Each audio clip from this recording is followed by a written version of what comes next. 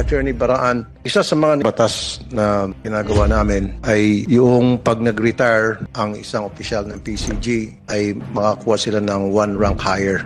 Of course, kasama dyan yung dagdag sa sweldo, gaya na nangyayari ngayon sa AFP. Is that sustainable dito sa Coast Guard?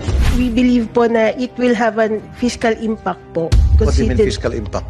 It might have a higher additional funding requirements po to sustain po ito. Ano pong requirements? We note po, Mr. Chair, na meron din pong mga pending bills po or meron pong proposal to have a uniform benefits po for all uniform personnel. Hindi lang po si PCG. So, kung mag-iba po yung sa PCG, given our current fiscal position po, it may not be sustainable po, Mr. Chair. Pero nagagawa nyo sa AFP personnel.